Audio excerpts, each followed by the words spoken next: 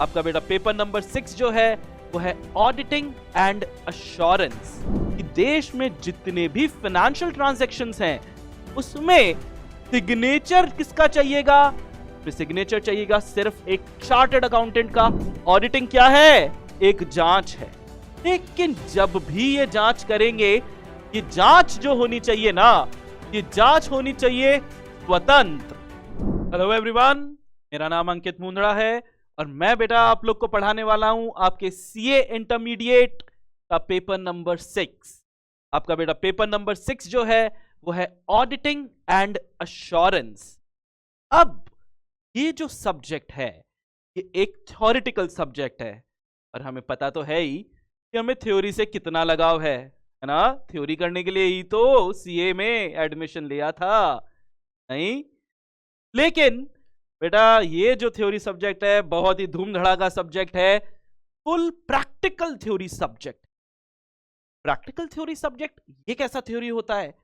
इस theory subject के अंदर जो भी चीजें आपके आर बार में हो रही है, जो हम दुनिया में देखते हैं, हम उसी की थ्योरी बना देते हैं और उसी को अपन पढ़ते हैं।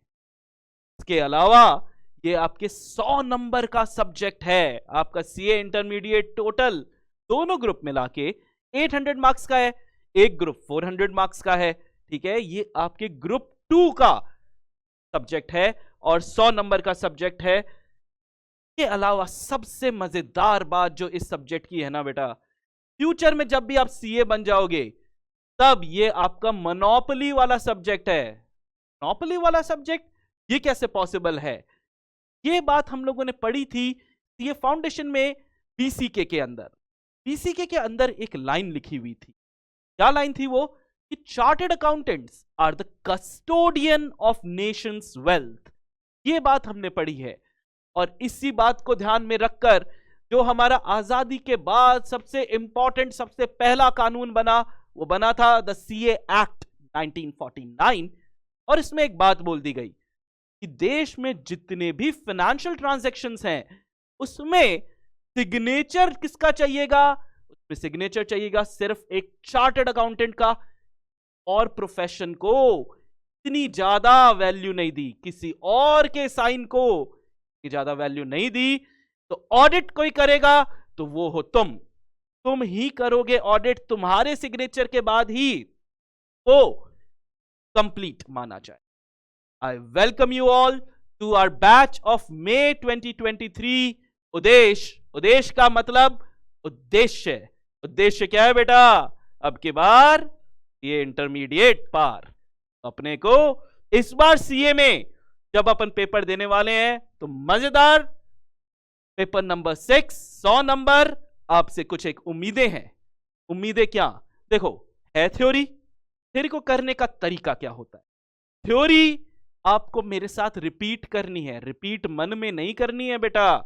मन में करोगे तो जैसे प्यार मन में रह जाता है, कोई और ले जाता है, वैसे सीए की डिग्री भी कोई और ले जाएगा। वो हम इस बार होने नहीं देंगे। तो हमें क्या करना है? हमें हर चीज को बोलना है, जोर से बोलना है। चाहे कंप्यूटर पे चिल्लाते रहो, घर वाले पागल समझेंगे, कोई बात नहीं, सीए बन जाओगे। एक ही चीज को रिपीट करते रहनी है। जैसे मैं 10 बार रिपीट करूंगा कोई चीज को, कैसे पॉसिबल नहीं है कि वो चीज आपके दिमाग में नहीं जाएगी? 100% जाएगी। अरिजीत सिंह के गाने भी तो जाते हैं हमारे दिमाग में ऐसे ही। एक ही गाने को केसरिया गा रहे हैं आजकल हम, एक ही गाने को कितनी बार रिपीट कर देते हैं तो दिमाग में सेट हो जाता है। बस मेरे साथ गाने गाओ और पेपर नंबर 6 में शानदार नंबर आएंगे आप लोगों। तो आइए आज की क्लास अपन लोग स्टार्ट करते हैं। मेरे एक फेवरेट जासूस, मेरे क्या सभी के एक फेवरेट जासूस शर्लॉक होम्स, नाम तो सुना ही होगा। इन्होंने एक बहुत शानदार बात बोली। इन्होंने क्या बोला? इन्होंने बोला कि भाई the world is full of obvious things लेकिन which nobody by any chance ever observes। लोग ऑब्जर्व नहीं करते हैं क्योंकि चीजें तो ऑब्वियस है, चीजें तो ऑब्वियस है, हमारे सामने आंसर पड़े होते हैं, लेकिन हम क्या नहीं करते? उनको ऑब्जर्व नहीं करते। अच्छा चार्टर्ड अकाउंटेंट बनना है, शानदार ऑडिटर बनना है, तो तो हर चीज को अपने को क्या करना पड़ेगा, हर चीज को करना पड़ेगा ऑब्जर्व। छोटी से छोटी चीज, जिस दिन ये क्वालिटी हमारे अंदर आ जाएगी, आप शानदार सीए बनोगे यार। आइए शर्लॉक को छोड़ते हैं, वैसे आप हो ऑडिट के शर्लॉक, ठीक है, इसको छोड़ते हैं और आगे आते हैं। जब भी हम ऑडिट पढ़ते हैं, सबसे पहली चीज बेटा, ये आपके लिए एक नया सब्जेक्ट है। आज आपको पता है अकाउंट्स क्या होती है, 11 12 भी पढ़ के आए हैं, फाउंडेशन में भी पढ़ के आए हैं। आपको पता है इकोनॉमिक्स क्या होता है, अब तो आपको पता है कि लॉ क्या होता है।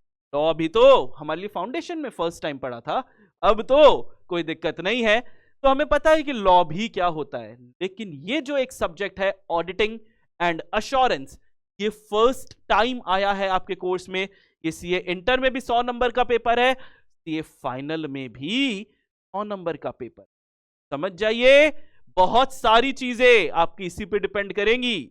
और एक और मजे की बात, सीए इंटर की ऑडिटिंग से काफी मिलती जुलती है सीए फाइनल की ऑडिटिंग। आज अगर ये चीजें याद हो जाती है तो फाइनल बहुत आराम से ऑडिट में निकले, बहुत आराम से ऑडिट में निकलेगा। बेटा करें ऑडिट की जर्नी स्टार्ट। आइए, सबसे पहली बात जो हम कर रहे हैं वो हम कर रहे हैं ऑडिटिंग के डेफिनेशन से। याद रखना, मैं अभी सिर्फ ऑडिटिंग शब्द की बात कर रहा हूं, अभी मैं अश्योरेंस शब्द पे नहीं आया हूं। अभी हम सिर्फ ऑडिटिंग, क्योंकि अभी तो हमका मतलब भी नहीं पता। पहली बार हो सकता है आप में से काफी सारे जने हैं जिन्होंने फर्स्ट टाइम ये नाम, ये शब्द सुना होगा। हिंदी में इसको बोलते हैं अंकेक्षण। आइए, इसका क्या मतलब होता है, अपन पहले इसको। ऑडिटिंग क्या है बेटा? ऑडिटिंग जो है ना, ऑडिटिंग है एक इंडिपेंडेंट एग्जामिनेशन। पहला शब्द जो हमारी लाइफ में आया वो आया एग्जामिनेशन, ठीक है, जांच है एक तरीके की, ठीक है, हमें किसी ना किसी चीज की जांच करनी है। ऑडिटिंग क्या है? एक जांच है। लेकिन जब भी ये जांच करेंगे, ये जांच जो होनी चाहिए ना, ये जांच होनी चाहिए स्वतंत्र, ये जांच इंडिपेंडेंट होनी चाहिए। सर क्या मतलब इंडिपेंडेंस का? इंडिपेंडेंट तो हम है ही, 1947 1947 में वी गॉट इंडिपेंडेंस। क्या मतलब है इंडिपेंडेंट जांच का? समझिए, मैं अपना एग्जाम्पल दे रहा हूं। एक हुआ क्या था बेटा, कई साल पुरानी बातें हैं। मैं एक बार एक कंपनी में ऑडिट करने गया था, जांच करने गया था, ठीक है। एकदम से शाम को क्या हुआ, बारिश आ गई। मैं देखा कि अब बारिश आ ही गई है तो यहाँ पे बैठ के काम कर लेते हैं। पूरा ऑफिस खाली, सिर्फ मैं वहां पे काम कर रहा हूं। जब काम कर रहा था तो देखा दूर किसी कोने में एक और लाइट जल रही है। बार तो मन में आया, क्या बात है, कोई भूत तो नहीं है। फिर क्या है ना, एडवेंचरस हैं थोड़े से या बेवकूफ हैं थोड़े से, तो हम पहुंच गए वहां पे देखने, जांच पड़ताल करने। जांच करने का ही तो काम है। तो हम पहुंच गए वहां पे कि कौन है। एक केबिन, सामने गेट खोला और वहां पे एक सुंदर सी महिला बैठी थी। हमने उनको देखा, उन्होंने हमको देखा। बारिश का माहौल था, प्यार हो गया। प्यार हो गया, हमने देखा भाई रोज तुमको भी इसी कंपनी में आके काम करना है, रोज मुझे भी इसी कंपनी में आके काम करना है। जब दोनों का काम यहाँ पे आना ही है तो एक काम करते हैं, शादी कर लेते हैं ताकि पेट्रोल बचे। बहुत महंगा हो रखा है पेट्रोल। तो हम लोगों ने क्या किया, शादी कर ली। और शादी करने के बाद मुझे पता लगा कि वो महिला उस कंपनी की सीईओ है, चीफ एग्जीक्यूटिव ऑफिसर। ठीक है, आप बोलोगे लॉटरी लग गई सर। देखते हैं बेटा आगे क्या क्या लॉटरी लगी या। आइए, अब मेरे को करना है जांच। जांच किस चीज की जांच करनी है बेटा? मुझे फाइनेंशियल इंफॉर्मेशन की। मैं बात कर रहा हूं इंफॉर्मेशन की, मैं बात नहीं कर रहा फाइनेंशियल स्टेटमेंट की। फाइनेंशियल स्टेटमेंट का हमने बहुत बार नाम सुना है, हमें पता है, हमें बनाना आता है। हमने ट्रेडिंग अकाउंट बनाया है, हमने P&L अकाउंट बनाया है, हमने बैलेंस शीट्स बनाई हैं। कंपनी में हम इनकम स्टेटमेंट बनाते हैं, उनके फॉर्मेट्स आप लोगों को पता है, आपके कोर्स में हुआ करते थे ये सारी चीजें। बेटा मैं इनकी बात नहीं, मैं बात किसकी कर रहा हूं? मैं बात कर रहा हूं फाइनेंशियल इंफॉर्मेशन, वित्तीय सूचनाएं। ये कहां से मिलती हैं ये सूचनाएं? तो बेटा फाइनेंशियल स्टेटमेंट भी एक जरिया है जहां से ये फाइनेंशियल इंफॉर्मेशंस मिलती हैं। हमेशा ऑडिट किसकी करते हैं? इंफॉर्मेशंस की।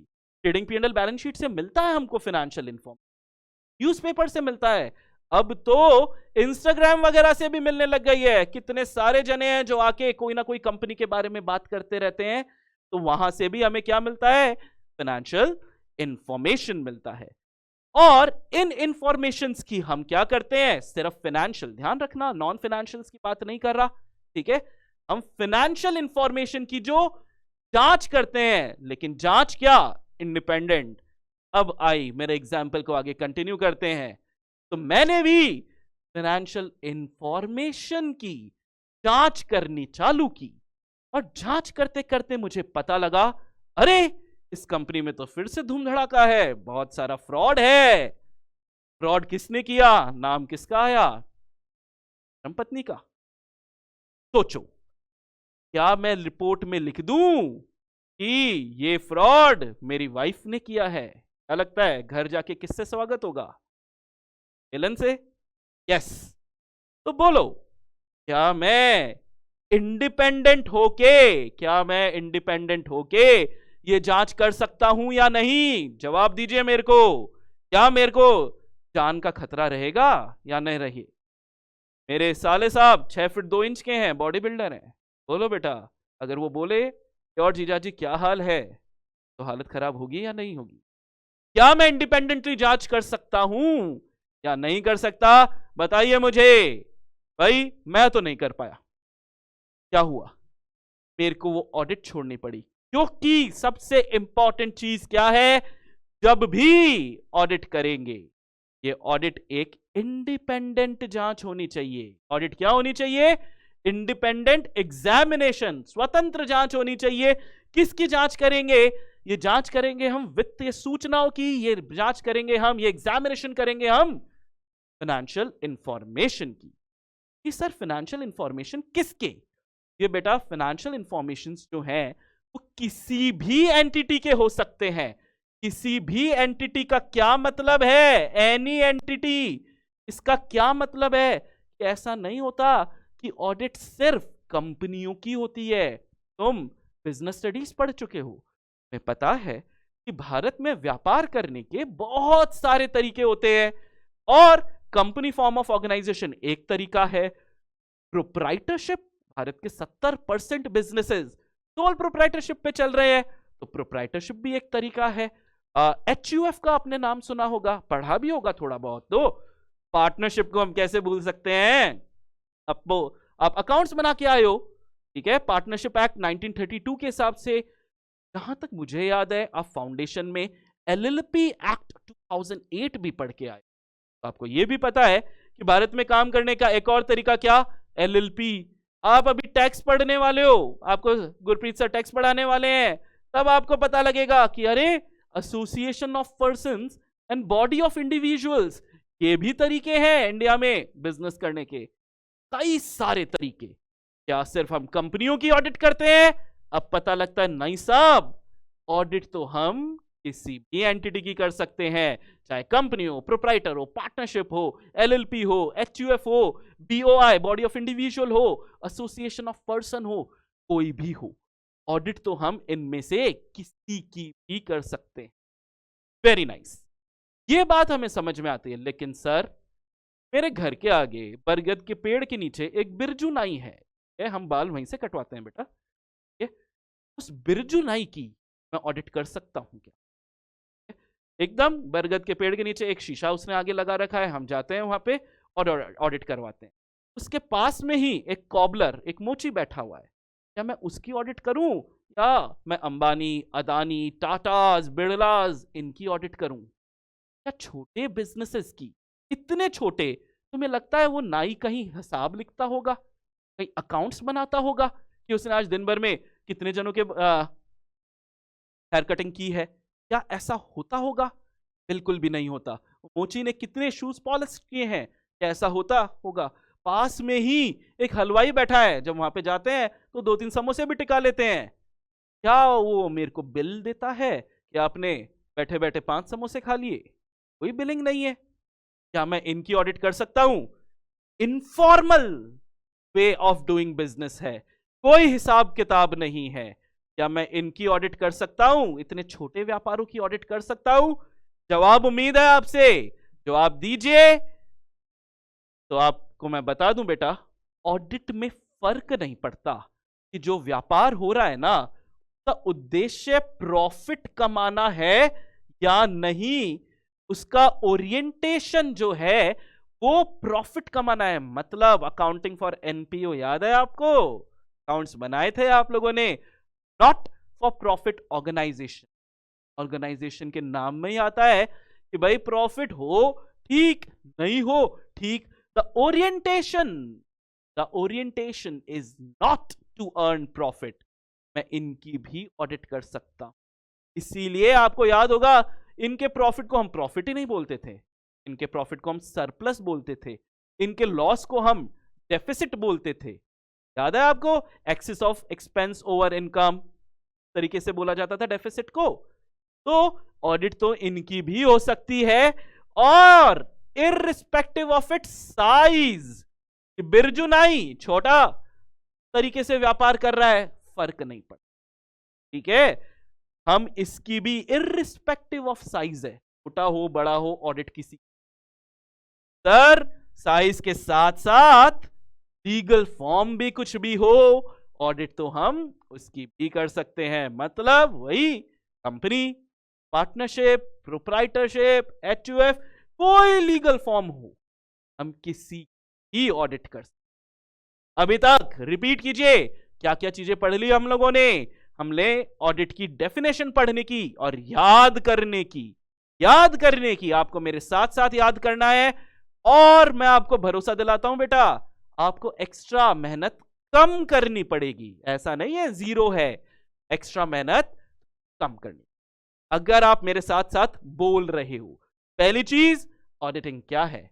ऑडिटिंग एक independent examination. Auditing is N, देखिए पढ़ हम हिंदी में रहे हैं, इंग्लिश में पढ़ रहे हैं, ठीक है, बट हमें पता है दैट एग्जामिनेशन हमको लिखना किस में है?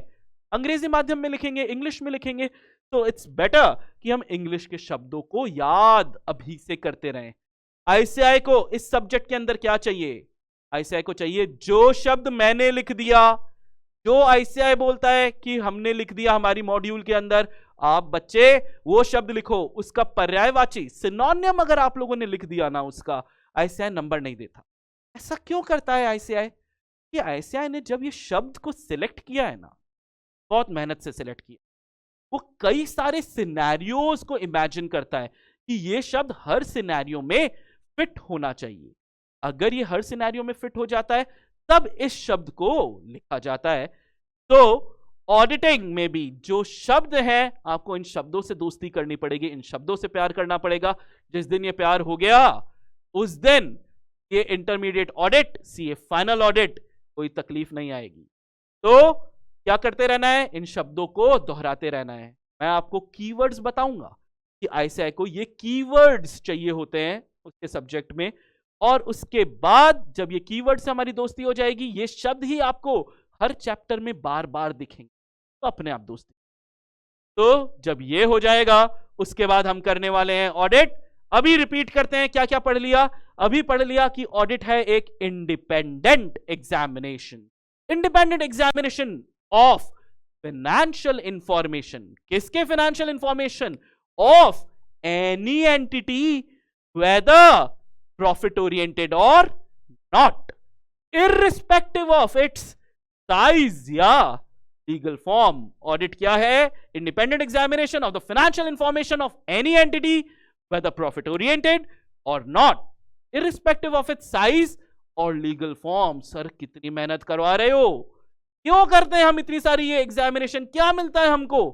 नहीं, पैसे वैसे वाली बात नहीं है बेटा। ये काम क्यों करते हैं? वही कस्टोडियन ऑफ नेशंस वेल्थ। आज हमारी सरकार के पास इतने संसाधन नहीं है, इतने रिसोर्सेज नहीं है कि हर बंदे ने टैक्स सही से भरा या नहीं भरा, हर कंपनी ने प्रॉफिट सही से डिक्लेयर किया, अकाउंट्स बनाने का तरीका जो है, अकाउंटिंग स्टैंडर्ड सही से फॉलो किए या नहीं किए। ये देखने के संसाधन ही नहीं है। और आगे जब मैं सरकार की ऑडिट कैसे करते हैं यह आपको पढ़ाऊंगा, तब मैं आप लोग को बताऊंगा बेटा कि सरकार का तो ऑब्जेक्टिव भी नहीं है कि वो हर छोटे मोटे गलतियों को पकड़े। ऑब्जेक्टिव होता भी तो इतने लोग थोड़ी हैं 135 करोड़ की जनसंख्या की ऑडिट करने के लिए। इसलिए गवर्नमेंट की ऑडिट में ना तो उनका इंटेंशन है इन्वेस्टिगेटिव एजेंसी बनने का, ना ही वो इक्विप्ड है इस काम के लिए। इसीलिए ये जिम्मेदारी किसको दी गई? कस्टोडियंस, आपको दी गई ये जिम्मेदारी। चार्टेड, तू साइन मार दे, तू चेक कर, तू साइन मार दे, तेरा साइन आ जाएगा ना तो हमें एक थोड़ा सा भरोसा हो जाएगा कि चीजें सही होगी। ठीक है, आइए तो सर हम क्या करें, आइए एक हाइपोथेटिकल सिचुएशन देखते हैं। बेटा चलो मैं उस कंपनी में गया, ऑडिट किया, ठीक है, शादी वादी नहीं की, एकदम अलग। अब मेरा इंडिपेंडेंस कोई खतरे में नहीं है। ठीक है, मेरा कोई रिश्तेदार वहां पे ओनर नहीं है, कोई सीईओ वीओ को मैं नहीं जानता, कोई मेरा दोस्त नहीं है, मैं इंडिपेंडेंटली ऑडिट कर रहा हूं और मुझे मिल गई बहुत बड़ी गड़बड़। इतनी बड़ी गड़बड़ यार, यहाँ पे तो देश को ये हजारों करोड़ का चूना लगा देंगे। आजकल फैशन चल रहा है, देश को चूना लगाओ विदेश भाग जाओ, देश को चूना लगाओ विदेश भाग जाओ, सारी चीजें चल रही है। तो हम क्या करते हैं, जब हमको ये गड़बड़ियां मिल गई, क्या अपना नैतिक दायित्व नहीं बनता, मॉरल रिस्पॉन्सिबिलिटी है अपनी कि पुलिस को फोन कर दे, पुलिस आओ और डंडे लगाओ इनको? बताइए, क्या देश की रक्षा के लिए अपने को पुलिस को फोन करना चाहिए या नहीं चाहिए? बताइए बताइए बताइए। बेटा कईयों के जवाब यही आए हैं कि हाँ सर बिल्कुल फोन करेंगे, जेल पहुंचाएंगे इनको। बेटा जेल जरूर पहुंचा दोगे, लेकिन फिर नाम के आगे से सीए हट जाएगा। आपके सीए एक्ट में बहुत बड़ी बात लिखी, सीए इंस्टीट्यूट एक बहुत बड़ी बात बोलता है कि भाई आपको कॉन्फिडेंशियलिटी मेंटेन करनी है। जैसे हम एक डॉक्टर को सारी चीजें बताते हैं, कुछ नहीं छुपाते, एक लॉयर से कुछ नहीं छुपाते, वैसे ही एक चार्टेड अकाउंटेंट से भी कुछ छुपाया नहीं जाता है। जब इनसे कुछ नहीं छुपाया जाता, आपको क्लाइंट के अच्छे और बुरे दोनों चीजों के बारे में पता है, क्लाइंट बहुत ज्यादा भरोसा करके ये चीजें आपको बता रहा है, आप भरोसा नहीं तोड़ सकते बेटा। अभी तक लाइफ में जितनों के भरोसे तोड़े हैं वो अलग बातें हैं, ठीक है, अब भरोसा नहीं तोड़, अब कॉन्फिडेंशियलिटी मेंटेन करनी है। तो सर क्या करे, एटलीस्ट पुलिस को नहीं फोन कर सकते, हम तो पकड़ के बैंड बजा दें इसकी, कूट दें इसको पकड़ के? नहीं, non violence Gandhi ji, come on यार, अब ये सब काम भी, मारा कुटाई, ये सब काम आप नहीं करेंगे। तो सर करे तो करे क्या? याद रखना है बेटा, ये सारा काम इंडिपेंडेंट एग्जामिनेशन, फाइनेंशियल इंफॉर्मेशन की, किसी भी एंटिटी की, ये सारा काम करके आपको एक ही आपका उद्देश्य है, आपका व्यू क्या है, to express an opinion thereon, आपको अपनी राय व्यक्त करनी है। आपने ये पूरा एग्जामिनेशन करके आपको क्या पता लगा, चीजें अच्छी चल रही है ऐसा लिखो, या चीजें खराब चल रही है ऐसा लिखो। आपको सिर्फ when such an examination is conducted, what is the view? The view is to express an opinion thereon. इस एग्जामिनेशन पर आपको एक राय व्यक्त करनी है, इस राय को ही हम ऑडिट की रिपोर्ट बोलते हैं, ऑडिट रिपोर्ट। आपका काम सिर्फ एक ऑडिट रिपोर्ट लिखना, और कोई आपका काम नहीं है ये पूरी मेहनत करके आपको ऑडिट रिपोर्ट तैयार करनी। ये है हमारी ऑडिट की डेफिनेशन। आइए एक आखिरी बार इस डेफिनेशन को रिवाइज कर लेते हैं। क्या है ये डेफिनेशन? कि auditing is an independent examination. किसकी? Of financial information.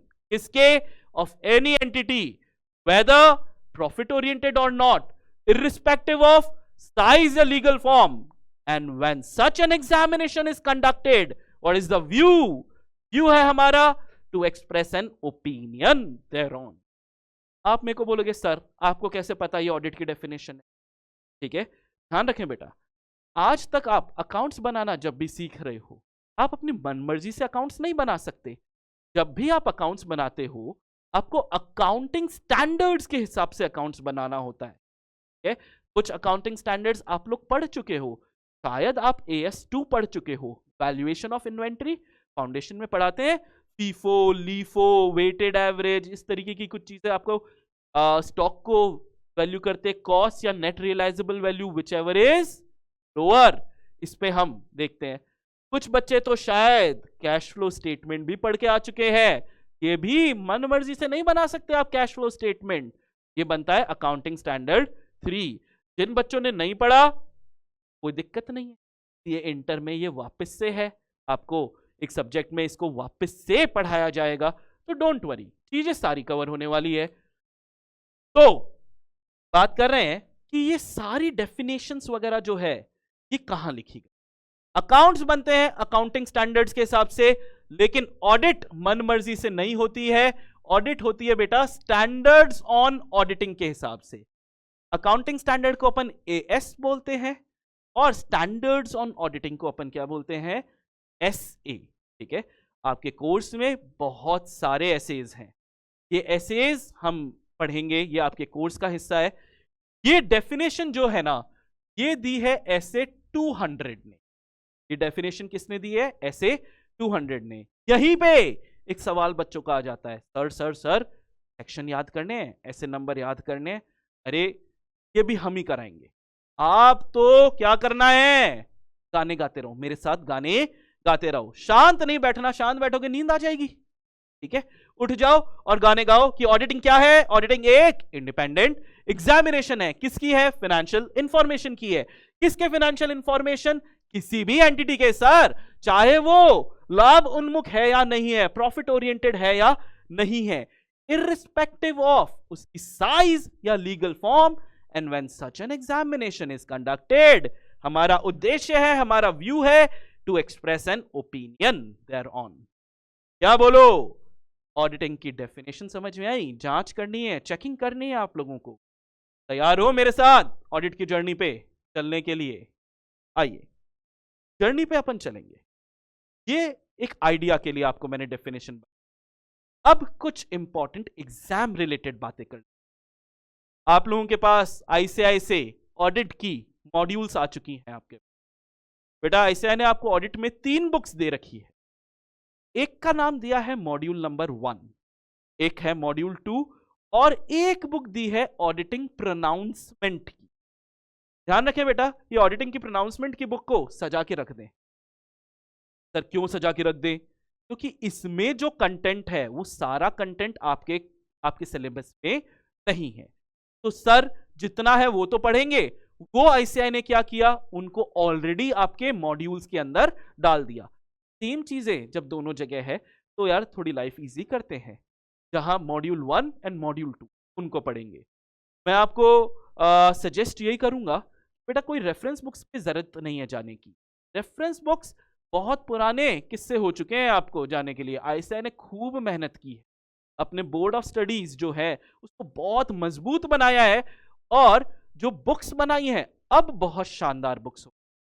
Plus ICI ego पे ले गया है कि भाई पास होना है ना तो हमारी बुक से ही पढ़ना पड़ेगा। इधर उधर के शब्द लिख दिए, इधर उधर की बुक्स कर दी तो मुश्किल है। इसीलिए डोंट वरी, ये तो मैंने थोड़ा सा समझने के लिए नोट्स इस तरीके के बना दिए, लेकिन जब भी अपन ऑडिट पढ़ेंगे अपन आईसीआई मटेरियल से भी पढ़ेंगे।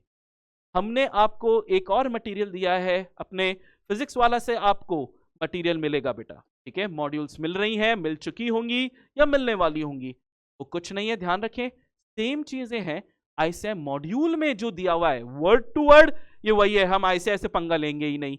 ये बनने का ये गुरु मंत्र आपको फाउंडेशन में ही पता लग गया था कि आईसीआई से पंगा मत लो। ठीक है, तो हम आईसीआई से पंगा लेते नहीं है। ये मॉड्यूल अगर आप आईसीआई मॉड्यूल से कंपेयर करेंगे एग्जैक्ट सेम है, बस हम लोगों ने क्या किया है, जो पास्ट ईयर के पेपर्स के क्वेश्चंस थे जो आईसीआई बार बार पूछता है, हमने उनको भी आपके साथ वहां पे सजा दिया। आईसीआई खुद पैराग्राफ देता है एग्जाम में, बुक के अंदर आपको पैराग्राफ्स दिए हुए हैं, लेकिन जब उसको आंसर चाहिए आंसर शीट में तो वो क्या बोलता है, भाई मेरे पास पैराग्राफ पढ़ने का टाइम नहीं है, मेरे को तो पॉइंट वाइज चाहिए। ध्यान रखे बेटा, पॉइंट भी 1 2 3 ऐसे पॉइंट चाहिए, डॉट डॉट नहीं बना के आने। एग्जामिनर के पास इतना समय नहीं है कि वो बिंदियां गिनता रहेगा कि कितने डॉट लगाए कितने नंबर दूं। आप उसकी लाइफ इजी करो, वो आपकी लाइफ इजी करेगा। आप कोई रोमन नंबर नहीं, कोई कुछ नहीं, सीधा 1 2 3। ठीक है, सीधा 1 2 3 4 ऐसे लो ताकि उसकी भी लाइफ बने। तो आपको 2 मॉड्यूल आईसीएआई ने दे रखी है, ठीक है। मॉड्यूल 1 के अंदर चैप्टर दे रखे हैं 1 से लेके 8 तक। इसको मैं थ्योरेटिकल ऑडिट बोलता हूं। क्या बोलता हूं मैं? Theoretical audit. मॉड्यूल 2 जो दे रखी है बेटा आपको, वो चैप्टर नंबर 9 से लेके चैप्टर नंबर 13। टोटल ऑडिटिंग के अंदर जो आपके चैप्टर्स हैं वो 1 से 8 एंड 9 टू 13, सिर्फ 13 चैप्टर है यार, सिर्फ 13 चैप्टर और 100 नंबर। चैप्टर भी बहुत इजी आएंगे आपके, ठीक है। मेरे साथ पढ़ते रहोगे तो लाइफ सिंपल रहेगी, इजी रहेगी, बस दोहराते रहना है, बोलते रहना है। तो ये चैप्टर्स आईसीएआई ने आपको दी, बस हम क्या करेंगे, चैप्टर की थोड़ी सीक्वेंस अलग करेंगे। क्यों करेंगे सीक्वेंस अलग? क्योंकि यार समझने के साथ साथ अपने को एग्जाम में नंबर भी लाने हैं। नंबर लाने के लिए थोड़ा सा अलग मैं सबसे पहले स्टार्ट करूंगा चैप्टर नंबर 10। वो समझ में आ गया ना, ऑडिट काफी सारी आपको समझ में आ जाएगी। प्लस एग्जाम में अगर अपन देखें तो वो पर्टिकुलर चीज 18 से 22 नंबर एक चैप्टर की वैल्यू क्या, 18 टू 22 मार्क्स। इंपॉर्टेंट अगर कोई वैल्यू है तो वो आप सबसे पहले करो, उसको तो अपन क्लास में याद करेंगे ही करेंगे, कोई ऑप्शन नहीं है। इसके अलावा चैप्टर नंबर 10 की एक और खासियत मैं आपको बताता हूं बेटा। चैप्टर नंबर 10 जो है द कंपनी ऑडिट,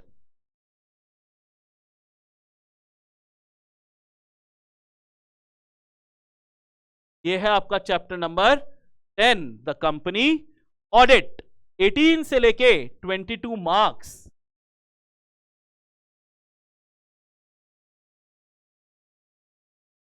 18 से 22 मार्क्स, ये तो सिर्फ ऑडिट सब्जेक्ट के अंदर। सेम अगर आप लॉ की बुक उठा लेंगे, सेम चैप्टर, सेम चीजें, कोई 4 या 5 चीजें अलग है, ऑडिट में थोड़ी सी एक्स्ट्रा है। तो ये ही सेम चैप्टर नंबर 10 आपके सीए इंटरमीडिएट कॉर्पोरेट लॉ का भी चैप्टर 10, ये वहां पर भी ये 8-10 नंबर का ये चैप्टर आ जाता है। एक ही चैप्टर जो सीए इंटर में आप सोच रहे हो 18 से 22 मार्क्स मेरे ऑडिट के अंदर, और लॉ में भी 8 से 10 नंबर कम से कम आता है। इतना इंपॉर्टेंट। एक और बात मजे की, सेम चैप्टर जब सीए फाइनल में पहुंचोगे वहां पे भी सबसे पहला चैप्टर ही आईसीआई का कंपनी ऑडिट है। फिर से 8-10 नंबर वहां पे।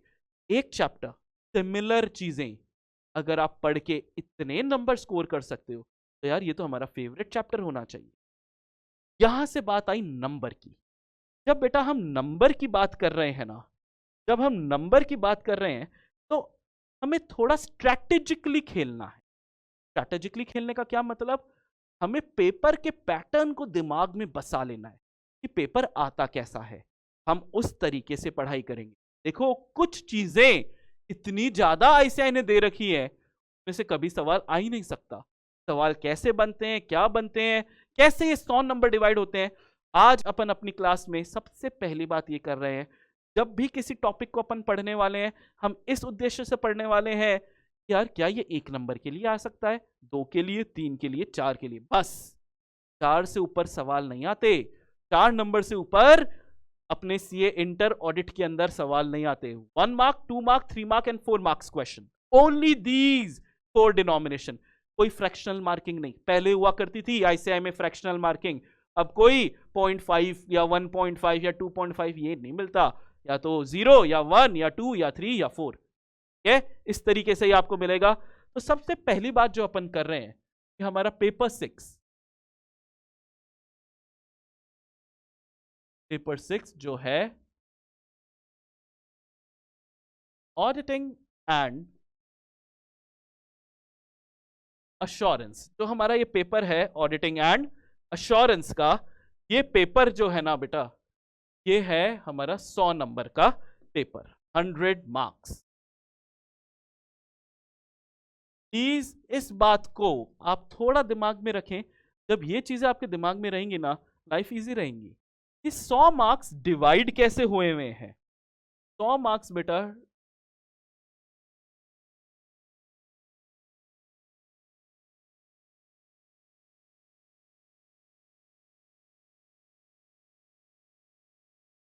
दो पार्ट में डिवाइडेड है। ठीक है, हमारा पहला पार्ट जो है वो है पार्ट 1।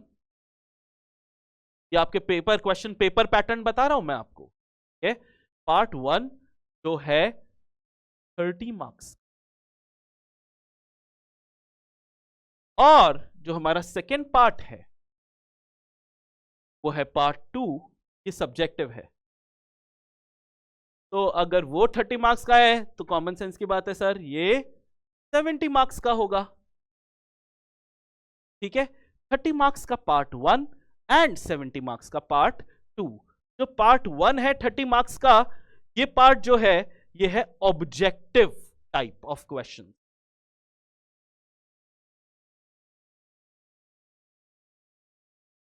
जब ये ऑब्जेक्टिव टाइप है तो ये किस पे सॉल्व करना है, ये आपको ओएमआर शीट पर सॉल्व है। आपको सॉल्व करना है ओएमआर शीट पे। तो जब सर ये ऑब्जेक्टिव टाइप है तो ये हो गया हमारा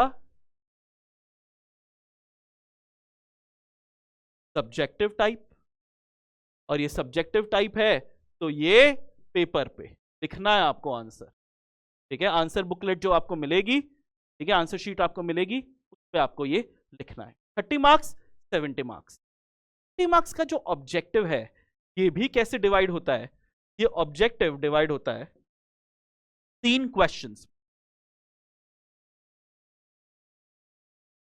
क्वेश्चन 1, क्वेश्चन 2, क्वेश्चन 3। सारे जो क्वेश्चंस हैं 1, 2 एंड 3 ये है 10 मार्क्स ईच। ठीक है, सारे के सारे 10 मार्क्स ईच, सारे के सारे हैं 10 मार्क्स ईच। अब क्वेश्चन 1 एंड क्वेश्चन 2 की अगर अपन बात करते हैं तो क्वेश्चन 1 एंड क्वेश्चन 2 ये दोनों हैं बेटा केस स्टडी। मतलब क्या सर, यहां पे आईसीएआई आपको 2 केस स्टडीज देने वाला है। एक क्वेश्चन 1 में केस स्टडी देने वाला है, एक क्वेश्चन 2 में केस स्टडी देने वाला है। केस स्टडी पढ़ेंगे और उसके नीचे 5 MCQ multiple choice questions type के क्वेश्चंस दिए जाएंगे। ये 5 जो क्वेश्चन आपको दिए हुए हैं आपको केस स्टडी में से देने हैं। तरीका बताऊं मैं आपको इसमें नंबर लाने का, पहले क्वेश्चन पढ़ लो। ये बातें शायद आपको पता होंगी, नहीं पता होंगी तो मैं आपको बता रहा हूं, पहले क्या कर लो, पहले क्वेश्चंस पढ़ लो और फिर केस स्टडी पढ़ो। ये क्वेश्चन कब पढ़ेंगे, ये बातें अपन आगे करेंगे। शुरू के 15 मिनट आपको पेपर पढ़ने के लिए देंगे, अपन उसी समय सॉल्व कर लेंगे इन चीजों। लेकिन ये बातें बाद की, पेपर को अटेम्प्ट कैसे करना है ये स्ट्रैटेजीज अपन बात करेंगे बाद में। तो क्वेश्चन 1 एंड क्वेश्चन 2 है केस स्टडी। 5 केस स्टडी हर क्वेश्चन में आएगी, हर केस स्टडी की वैल्यू होगा, हर क्वेश्चन की वैल्यू हो गई 2 नंबर। तो 5 इंटू 2 10, 5 इंटू 2 10, 20 मार्क्स हो गए। क्वेश्चन 3 क्या है, क्वेश्चन 3 जो है ये भी बेटा मल्टीपल चॉइस क्वेश्चंस ही है, लेकिन इसमें आईसीएआई 1 नंबर के 10 क्वेश्चन भी पूछ सकता है और 2 नंबर के 5 क्वेश्चन भी पूछ सकता है। ये आईसीएआई के ऊपर डिपेंड करता है। ठीक है, इससे 2 नंबर से ऊपर का कभी भी नहीं होगा। 4 ऑप्शंस आपके पास रहेंगे और यहां पे जनरली अभी तक जो है ये 10 questions of 1 marks each. 10 questions of 1 marks each इस तरीके से आता है। 30 मार्क्स, 30 मार्क्स कैसे लाएं, यही हमारी नैया पार लगाएंगे। कैसे लाए, मेरे साथ साथ आईसीएआई मॉड्यूल की रीड कर लो बेटा, मैं करवाऊंगा आपको आईसीएआई मॉड्यूल के भी मार्किंग, ताकि आपको ये कभी भी भरोसा हमेशा रहे कि हमारी आईसीएआई मॉड्यूल भी हो रही है। हम नोट्स पढ़ेंगे, पढ़ने का तरीका क्या, हम नोट्स से पढ़ेंगे, कॉन्सेप्ट को समझेंगे, कीवर्ड्स को अपन याद करने की कोशिश करेंगे और सेम चीज अपन ऑडिट करेंगे आईसीएआई मॉड्यूल से, जिसको मैंने यहाँ पे पीपीटी फॉर्मेट में भी हमने कन्वर्ट करके रख रखा है। और वहां पे देखेंगे हाँ सर यही पढ़ाया या नहीं, कुछ गलत तो नहीं पढ़ा रहे। 30 नंबर हमारे यहां पर होते हैं, लेकिन ऑब्जेक्टिव टाइप पता है यहां पे रुकता नहीं है।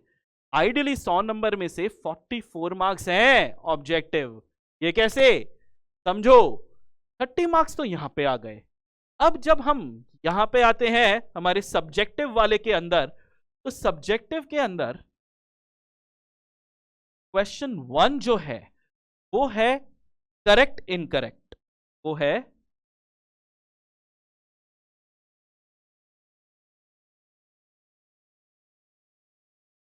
करेक्ट या, याद रखने की एक बात है बेटा, सेकेंड पार्ट के अंदर आपको है ना ऑप्शन मिलता है। कई सारे क्वेश्चन आएंगे, सारे करने की जरूरत नहीं है। यहां पे आपको जब ऑप्शन मिलता है ना, बस एक बात याद रखें, क्वेश्चन वन जो है वो है कंपलसरी, ऑप्शन नहीं है, करना ही पड़ेगा। तो सर अगर यहां पे ऑप्शन नहीं है तो ऑप्शन कहां पे है? सर ऑप्शन आगे आएगा, ऑप्शन आएंगे हमारे क्वेश्चन नंबर 2 से लेके क्वेश्चन 6। यहां पे आपको ऑप्शन में क्या करना है? यहां पे आपको करना है एनी 4, एनी 4।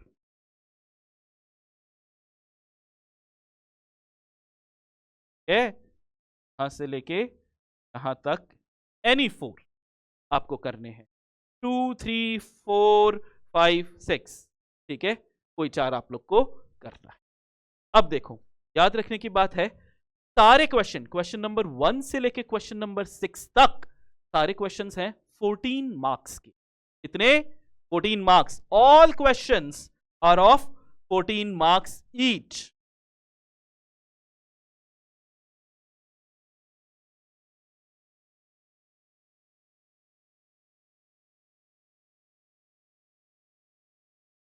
जब सारे क्वेश्चंस 14 मार्क्स के हैं, करना क्वेश्चन नंबर 1 यहां पे 4 क्वेश्चन, यहां पे 5 क्वेश्चन, 5 इंटू 14 70, करेक्ट, 70 नंबर अपना यहां पे हुआ।